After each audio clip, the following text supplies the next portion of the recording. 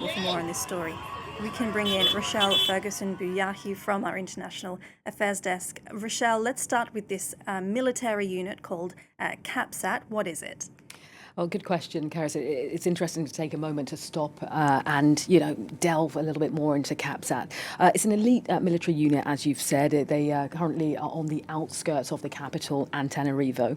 CAPSAT itself is essentially a French acronym, and if translated into English, it simply means that the military unit is a personnel and an administrative body. So not much there in terms of what the acronym stands for. What's interesting is that this military unit has existed for quite some time, and we'll talk a bit more about when it was founded. It first appeared, though, on our screens, or was drawn to our attention on Saturday, and that was when its members joined hundreds of thousands of protesters who were out in the capital to call for the resignation of President Ange Rajouel.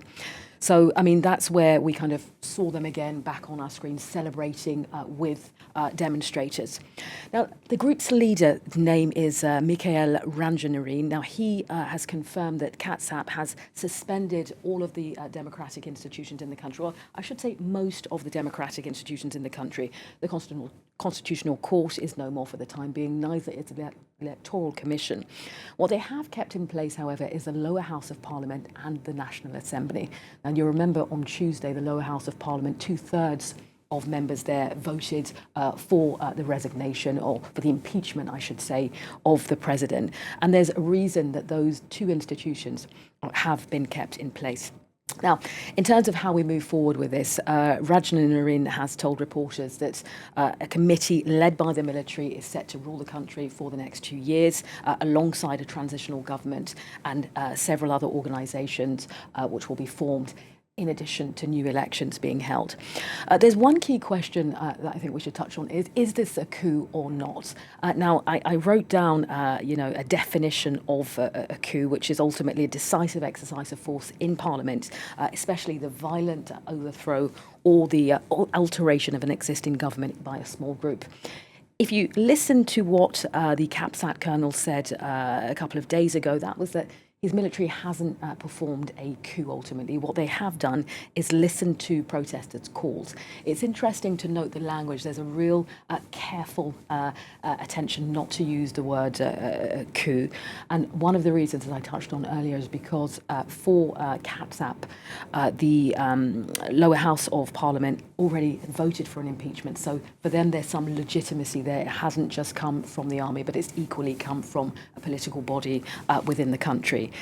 Just a little note of irony there. The colonel at the head of CAPSAT played a very key role in the coup d'etat that President Ange Rajouel carried out in 2009. That was, of course, before breaking ranks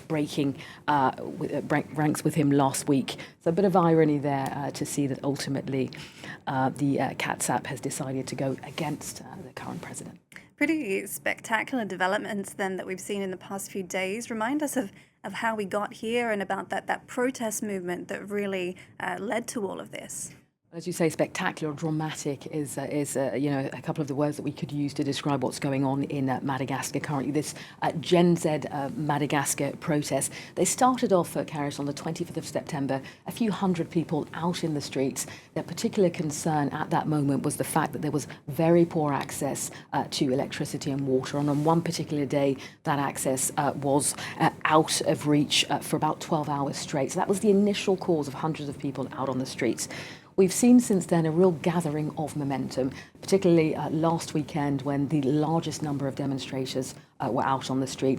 And there the demands or the anger had, if you will, expanded to other issues, notably general governance within the country. Protesters are angry over widespread poverty. I'll just read you a figure from the World Bank who says that some 80% of the country's 31 million people live in extreme poverty. That coupled with the fact that the median age in Madagascar is 20 years old. So we're looking at a youth who hasn't probably for the most part known any other president than Ange Rajouel. So a real call for change there. High cost of living as well. If we listen to Madagascans currently, many are saying that the salaries that they receive, many living on just $3 a day, is ultimately not enough to buy food, much less, deal with amenities like electricity, water, rent, etc. And then finally, Karis, there's state corruption. State corruption with a real anger that only if you're close to political elites are you able to access the, more finer, I wouldn't say finer things in life, but electricity and water are out of your reach unless you've got really good contacts. So demonstrators, again, their motto has been, they want an egalitarian, a free, united society, and they want to move forward from what they see as a stale political environment and go for some new. Just a final note, that anger then that we're seeing in Madagascar, very much mirroring some of the elitist, I should say, protests that we're seeing in Nepal and Morocco currently as well.